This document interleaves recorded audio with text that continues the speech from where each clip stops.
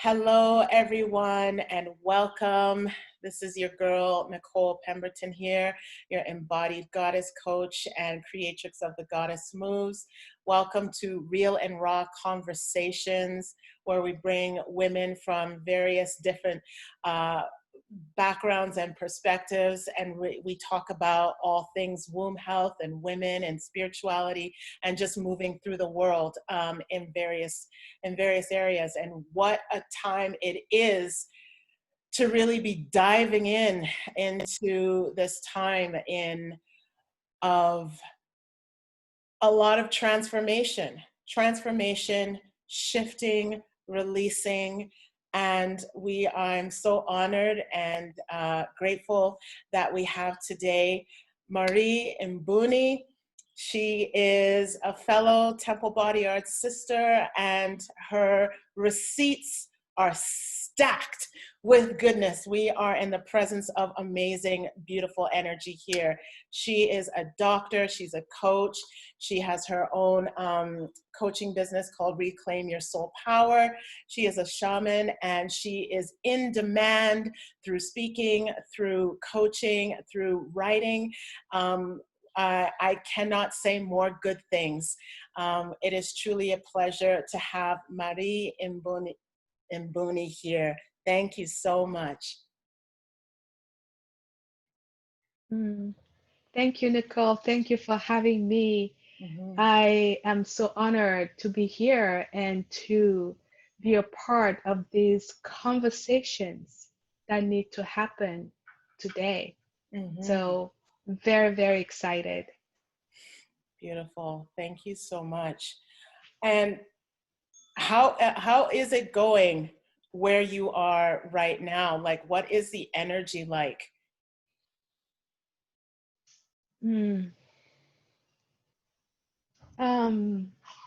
It's shifting from day to day. The last 2 days, it was pretty heavy. I live in the Los Angeles area, and as you know, there's been a lot of unrest and people standing up and showing up, and also a darker side of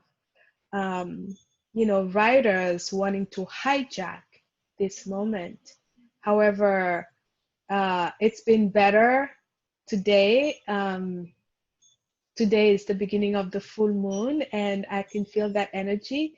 It's also a lunar eclipse, and the eclipse energy usually brings things that are hidden to the surface. So I'm actually grateful that we all get to see what has been going on for centuries. As a Black person, I know that it has been going on. However, it's now center stage, and I feel good. I'm not letting myself be into reaction. I don't watch the news, 24 hours a day. I'm already aware. I know what's going on, and it's more about how I choose to respond. So, yeah. Yeah, exactly. And what stood out, what came to mind when you said it's that everything is coming to the surface. And as Black women, this is not new to us, because we've been speaking about what's been going on for so long. What a conversation that I saw with Bishop T.D. Jakes this morning was a real reminder of, there's something different happening.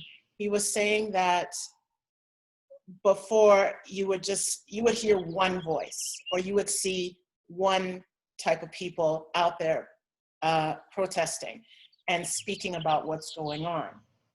And he says, what I'm seeing now is people that don't look like me on the front lines protesting with everyone. And as I was thinking, wow, that is so true. Because even where I live, there have been the protests have been happening here as well. And the sea of people is different bodies, different shades, and they're all there for the common purpose.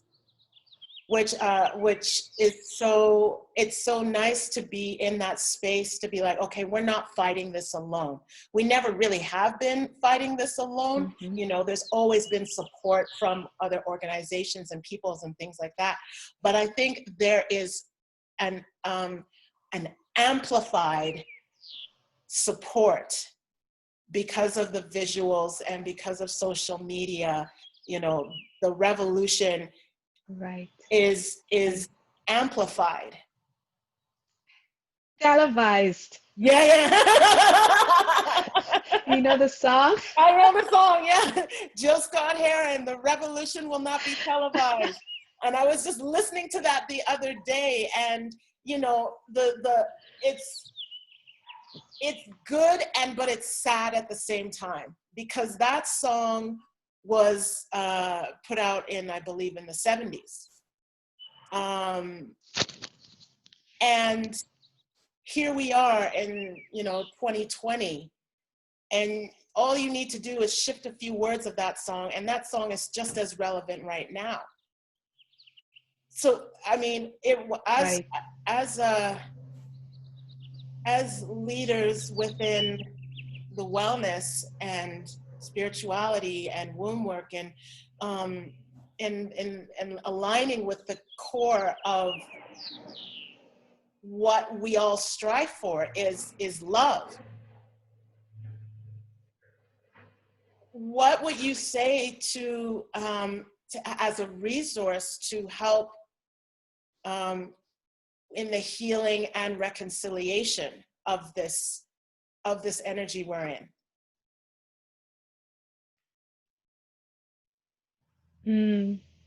So I love the words healing and reconciliation. First of all, we all have to agree that a wound is present. We all have to feel the feelings associated with those wounds without judgment, without putting them in a box, without normalizing them or explaining or proving, just accepting and feeling that, yes, there is a deep wound here. Because if you don't acknowledge that there is a wound within yourself, you cannot heal. You only seek healing or treatment if you're going to a doctor, if you think that something's going on. So that's the first step, that's self-awareness. And everybody has different degrees of, you know, woundedness. I was born in Cameroon, Africa, so it's not quite the same for me as somebody who was born, you know, in America, right? And different parts of America have different degrees of wounding. However, that doesn't matter. It is about the self-awareness of the wound that we each carry, because we do.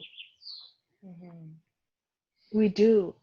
And we need to connect to the feeling of whatever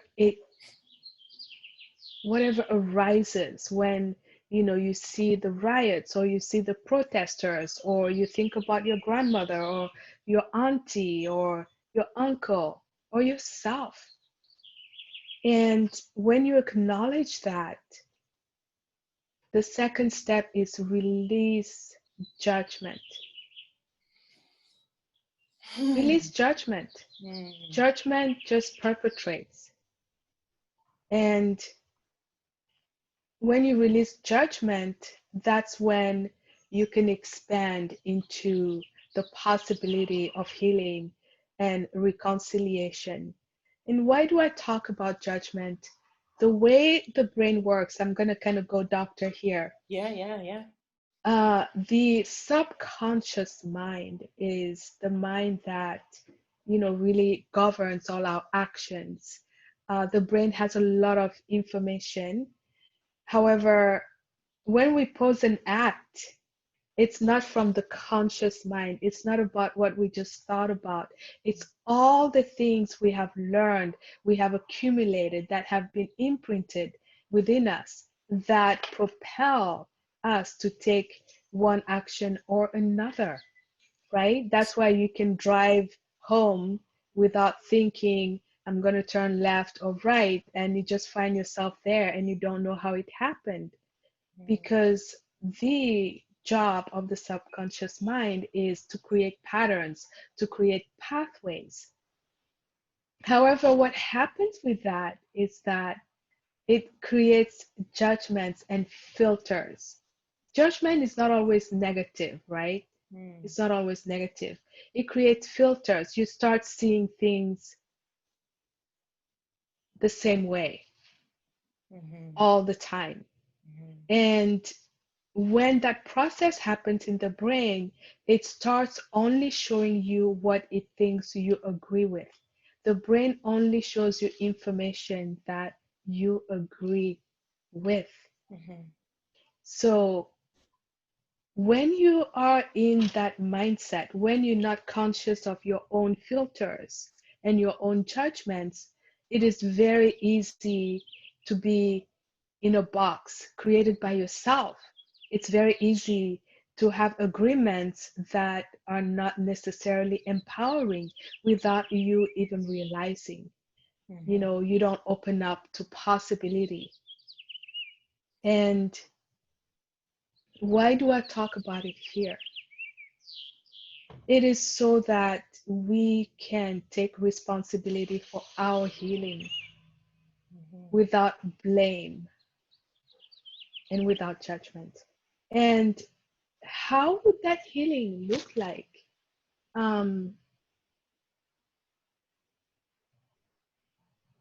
It is quite a task to try to define healing in something that has been going on for hundreds and hundreds of years. The separation, the supremacy, the systematic. I mean, it's not easy to just put it in one sentence or one block or one box. That's why we each have to do it individually. What do I need to do to heal whatever wound I noticed was within me? And how can I get there? And it's also really important to integrate forgiveness. Forgiveness is huge. I have a practice of forgiveness. I do it almost every day. And forgiveness, without forgiveness, we cannot heal. I firmly believe that. And it could be forgiveness of yourself. Sometimes when we see these events and maybe you're not protesting, you might even feel guilty, like, what kind of person am I? I'm not standing there with, kneeling in front of the police or whatever. Am I really a good person? It comes in so many different ways. And we need to forgive yourself, forgive the situation, forgive the past. It's only when we forgive the past that we can release it. Because energetically, if you don't forgive, you still have a cord, you still have an attachment. And physiologically, epigenetics. So everything affects our DNA, our genes, our environment, the things that we watch on TV, the stories that our grandmothers told us, they are all affecting us. So the only way you can release that is by deprogramming, by forgiving.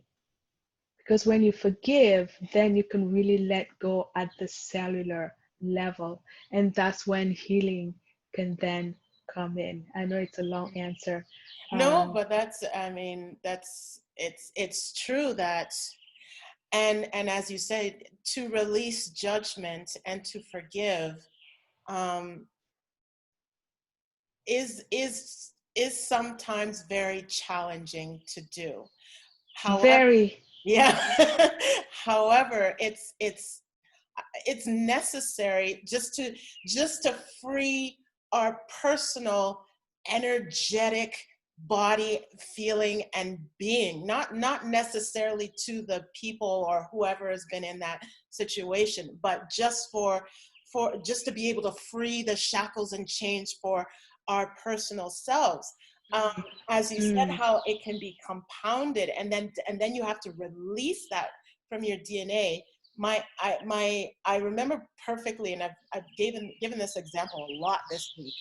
Um, my mom, my background's from the Caribbean, so my mom is from Antigua, and in Antigua there was a man who's no longer living, but he was one of the oldest men living, and his name was Papa Sammy. Mm-hmm. His full name Samuel Smith.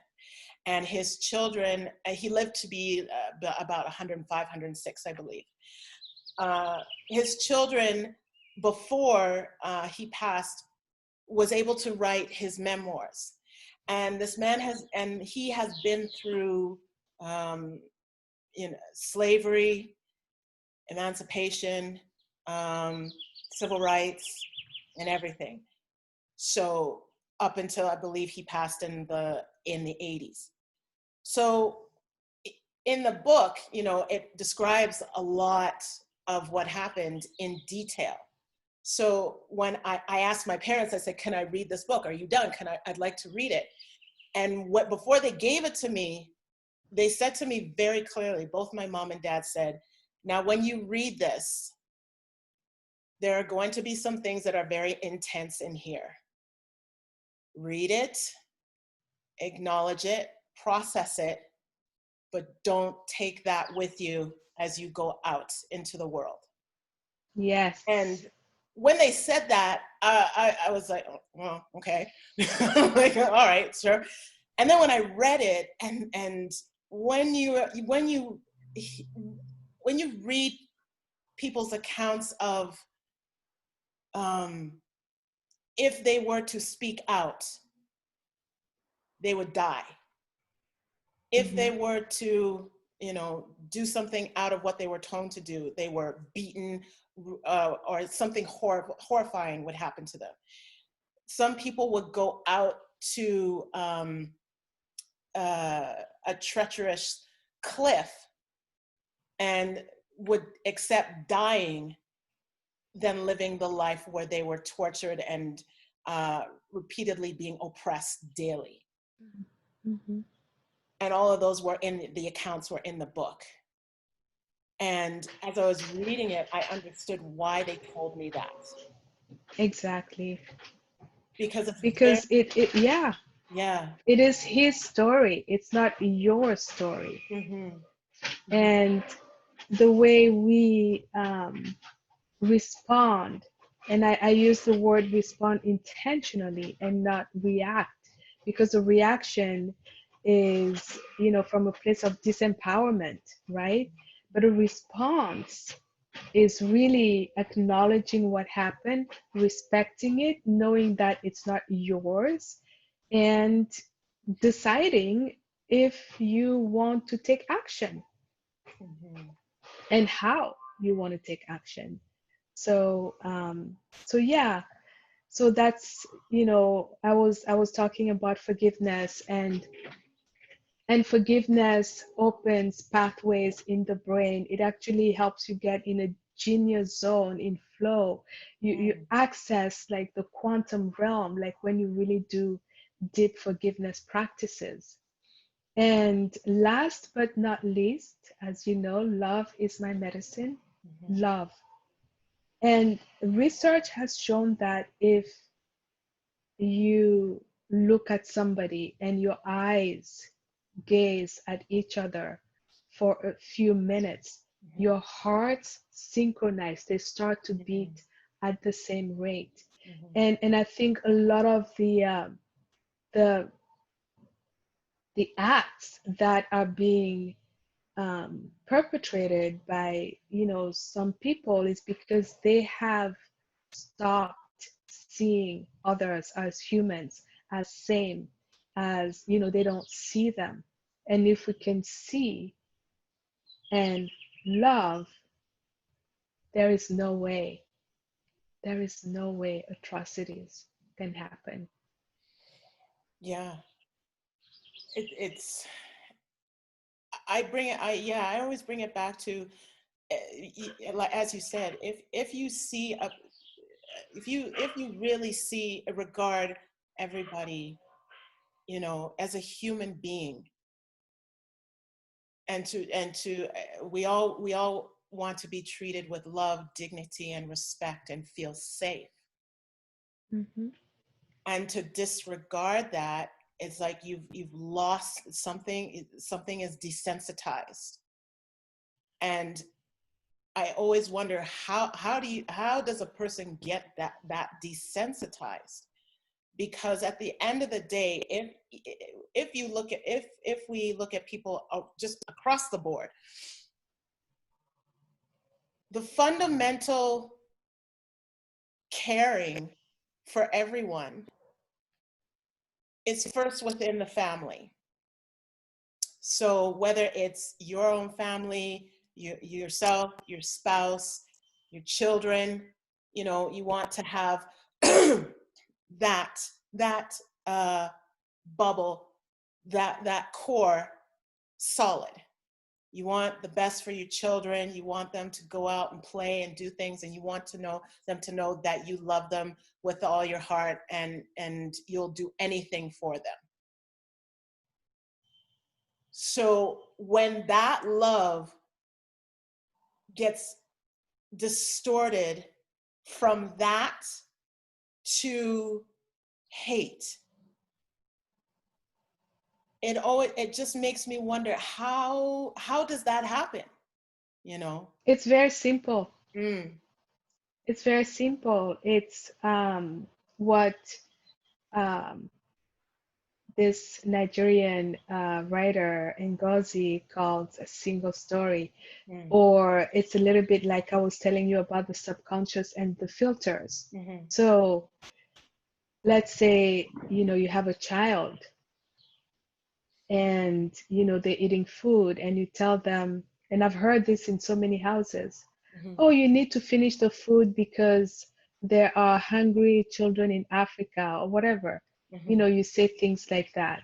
And it might come from a good place, but now this child grows up knowing that Black people are poor and they don't have food, and and like it's ingrained Mm-hmm. in his subconscious. Mm-hmm. So when that child comes, in contact with somebody who's Black, it's like, oh, those are the poor people who don't have food. And that's how we educate, imprint children with statements that, might feel like, oh, I'm a good person. You Mm-hmm. know, however, it dehumanize dehumanizes the people that you are labeling, Mm-hmm. that you are judging. Um, or in the news, when you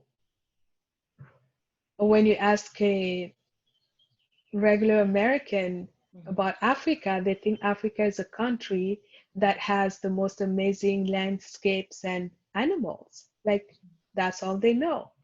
So, or a land where you have wars or Ebola, right? And I remember when I first moved to America, people were asking me, wow, you speak English, so you're so articulate, Mm-hmm. and you speak English so well. Mm-hmm. And I was like, Like what? okay, what does it even mean, right? Yeah. Yeah. Until I understood that they just couldn't comprehend, because you know, it was either Tarzan, you know, running in trees and huts and monkeys or whatever. And now this person is here and she's a doctor and she's talking. It's like, how Like did one you and go one from a tree together. to, Yeah. it's not their fault. It's like that's how they were imprinted by the media to think about Africa, and Africans are, you know, they live with monkeys or lions in the right? And same, you know, here when you talk about, you know, the systematic um, dehumanization or separation, it's nobody says, oh, you should hate Black people. I mean, maybe some. However, little things like this, oh, he's a Black kid. Oh, I feel so sorry. He's probably going to end up in jail, you know. Yeah. And then you become a policeman and you see, you know, it's like, oh, right, he belongs to, you know, in jail. So it can be little things like that that poison and corrupt humanity I very, really, very easily. yeah. No, well, when, yeah. Thank you for clarifying that. That just, it makes complete sense, and a deeper understanding. And it really, like, we know that dismantling systematic, deep-rooted, um, through everywhere, it, you know, it takes time. But what you highlighted is that our mindset and our consciousness and our language of how we regard one another is really so important to take inventory of, each of us, you know, of how we see one another, everybody, Exactly. you know, to really start to shift the conversation or shift the mentality or energy of how we regard one another. I was even saying to a friend the other day, I was going to go for a walk. And I felt into that thinking, I'm going to go for a walk and I'm going to come home. Now, the thing that we take for granted is that you're going to go out and you're going to come back home safely. Right.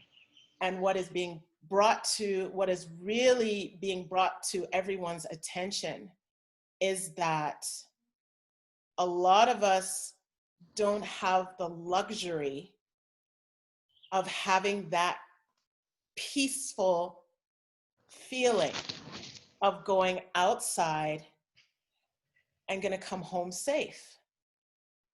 There's that fear in the back of the mind, or in the head, or there's a prayer that happens when you leave your house, maybe at a certain time. Please let them come home safe. Please let them not interact with so and so. Please let, you know, whatever, let them, you know, have a safe journey there and a safe journey back. And that just made me go, wow. Yeah. Some of the things that we take for granted are the very things that, the very simple things that people have lost their lives for. Yes. Yes. Simple human rights, safety, security, shelter, not always guaranteed. Yeah. Yeah. In shifting our mindset and like really going through this healing and reconciliation that we're going through, and this dismantling, as because we're feeling everything within our bodies. And what I talk a lot about is going from the womb. and how we're unearthing so much from that space. And sometimes it can, not sometimes, it's feeling overwhelming because it feels like a lot of things are being unearthed at the same time. Mm-hmm. What would you say would be the first place to just start to ease in the process of that clearing within the body to be able to handle the emotions that are coming up? So, staying with the premise of the womb space, one of the things that come to mind is my own journey, my own womb journey. You know, you said before, I'm a doctor, anesthesiologist, and in Africa, Cameroon, when I wanted to go to medical school, it wasn't really for girls. Girls were not supposed to do that. We were supposed to marry somebody, and, you know, very patriarchal at the time. And so we were only 3 girls in my medical school class. And so at that time, I started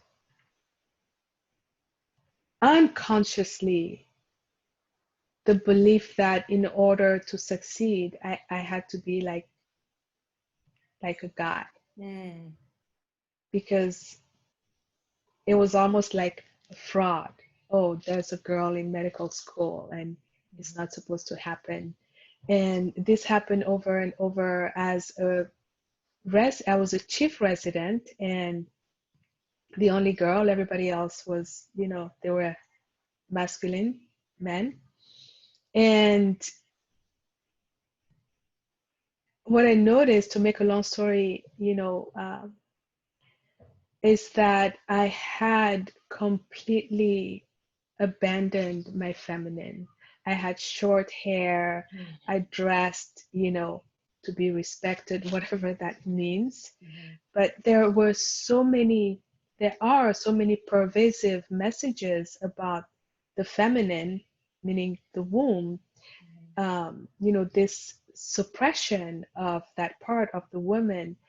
You know, we're being told, don't dress this way, don't walk this way, don't be blonde, don't smile too much if you want to be respected.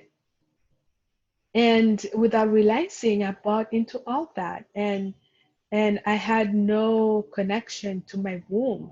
The womb was the place where my periods came from, and I didn't always want to have a period when I was on call 24 hours doing surgery. Like, that's what it was for me. That was the relationship. Like, oh, well, there it goes again. Until I had my awakening and realization that that's where my power comes from. And so why did I, you know, kind of zoomed out is because before we just say, you know, the journey through the womb, is there are many women who actually are womb blind. They don't even remember that they have a womb, or they don't acknowledge because of whatever reason. So the first step is really connecting to your womb. And it could be as simple as placing your hand on your lower belly and just allowing yourself to feel that place. Just that little act is super powerful. Remembering that it is your place of power. This is where you birth from.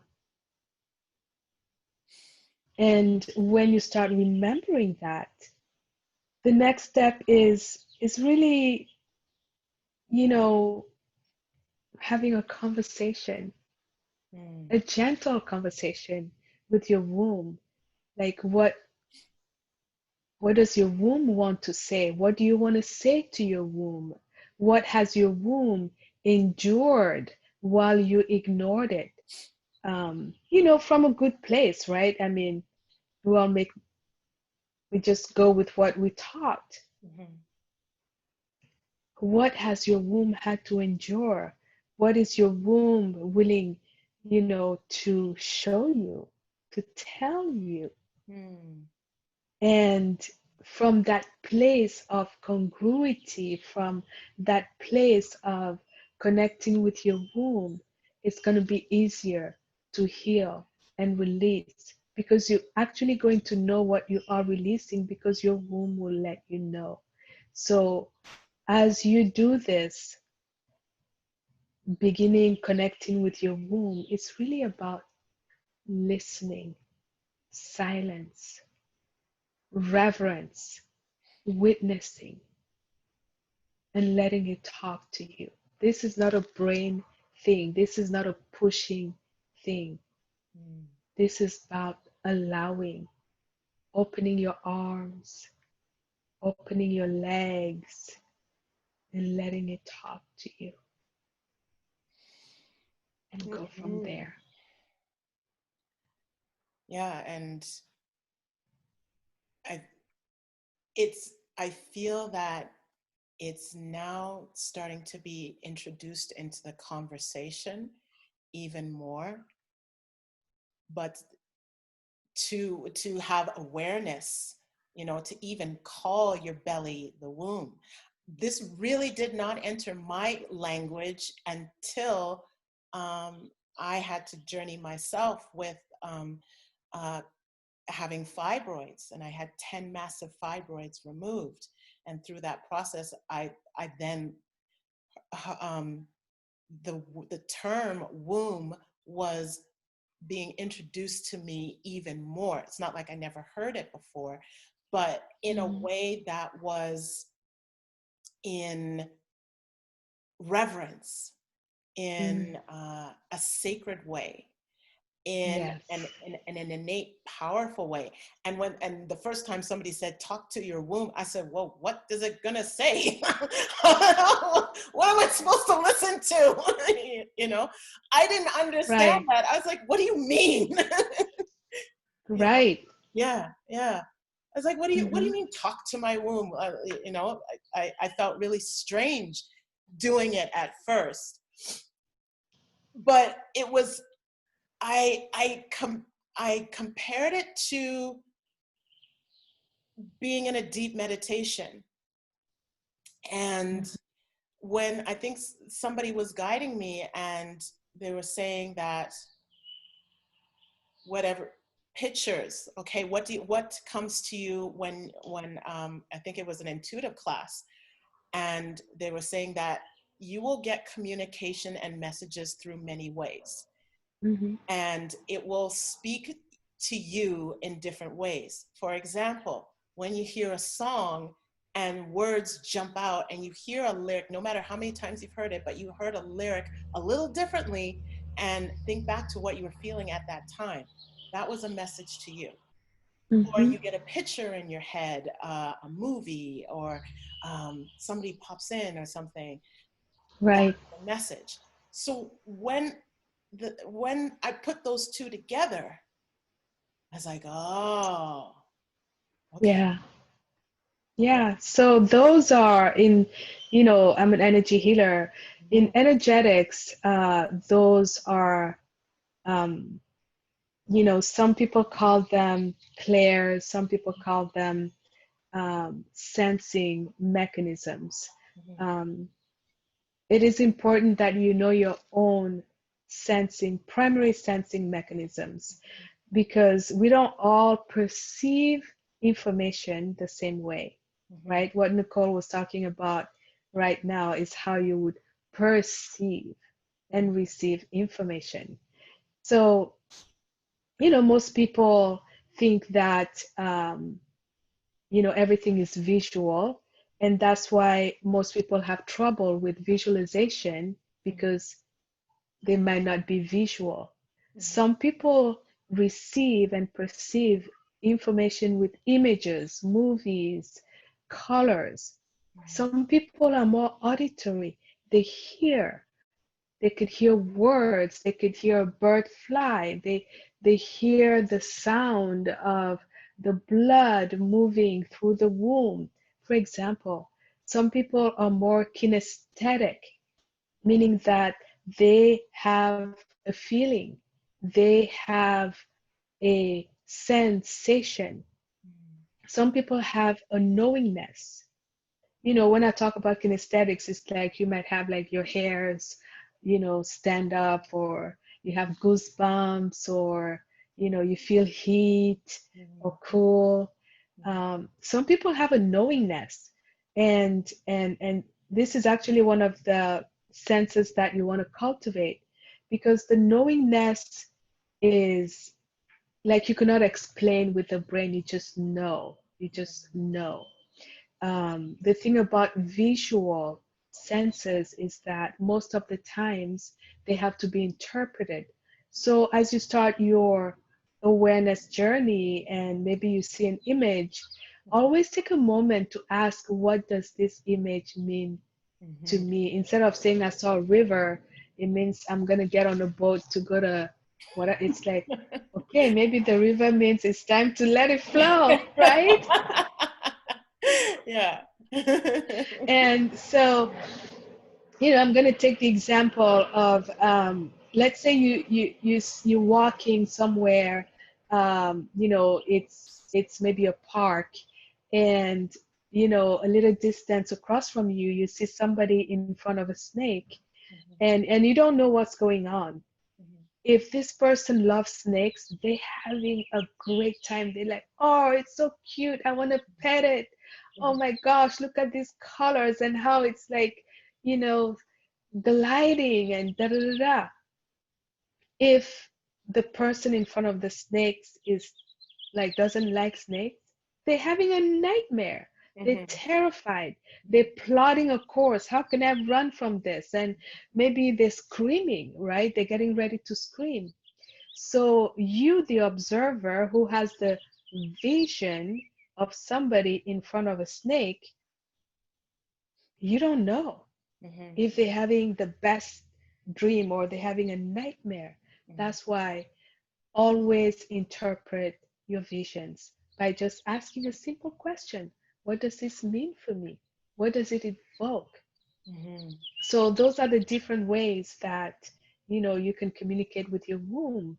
Um, you know, I have cultivated many senses because I'm a consciousness coach, and you know, my womb is actually like an oracle right now. My womb and my yoni, like it says yes, it says no. It like it pulsates. So you can get, you know, you don't have to get there, but you can really start having a chat. And I guarantee, you know, after a while, you're going to have fun. You know, make it fun. Don't make it like a pressure thing. Curiosity, wonder, no matter the story. And even if you had a hysterectomy, your energetic womb space is still present. So you can still have these conversations um, with that part of you, even if you've had a trauma, you know, to your womb for whatever, you know, you know, molestation or C-section or surgery or shaming or whatever. You can start that healing journey just by talking to your womb. Like, how do you feel today? You know, last year we had a very tough time with, you know, this surgery, but how do you feel today? What can I do for you? How can we, like, you're talking to a person. So, Yeah, and it's giving that that support, that support and gentleness to ourselves, where we can be very. It's that feminine part of us, where and it's balancing out that masculine, the feminine. We have right. we have, we can be like, go, go, go, go, go, here, here, here. And then we can be, and then just to be able to have that dialogue to, Mm-hmm. to, um,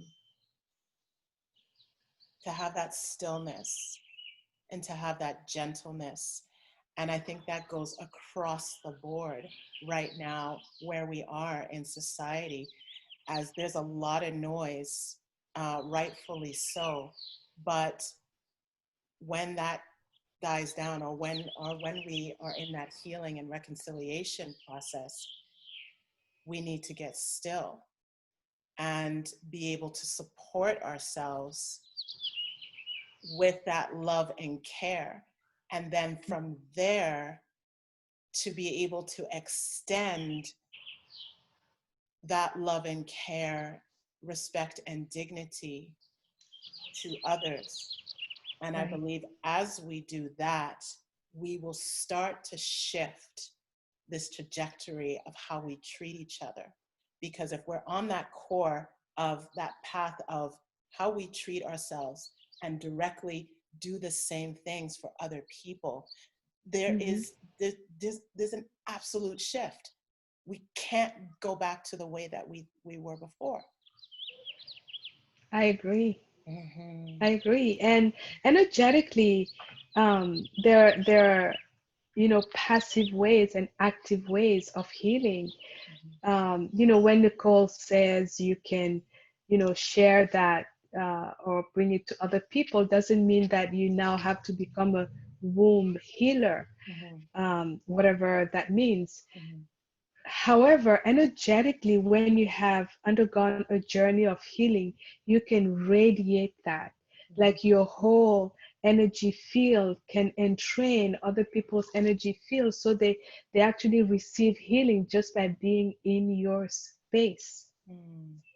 That's why it's so important to do our own healing journey first Mm-hmm. before we go out in the world. Mm-hmm. Mm-hmm.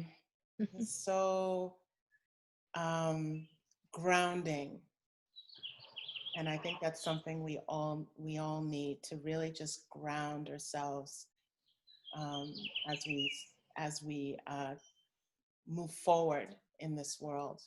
Thank you, thank you, thank you so much, Marie. How can people Mm. find you? People can find me on Instagram, Mm, and it's Dr. Dr. dot Marie Mbouni on Instagram. mhm, And on Facebook, it's Marie Mbouni. mhm. That's my handle on Facebook. And my website is mariembouni.com. So very, very easy. Mhm. Uh, and if you want to connect, send me a message through Instagram or Facebook. I always respond to my messages within 24 hours. Awesome. Wonderful. Yeah. Oh, so much blessings and so much love. Thank you for your wisdom. Thank you for your, like, the potency uh, of what is present right now. I so appreciate you.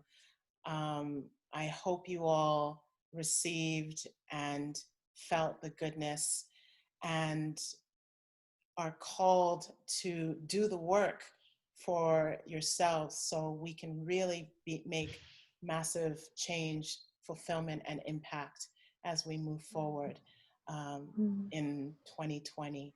So thank you so much. Again, check out Marie's work, connect with her, and also hop on to the Goddess Moves dot space, www.thegoddessmoves.space, on the website for more musings and inspiration. Sending you all so much love. Thank you so much, Marie, and Mm. we will see you all soon. Take care.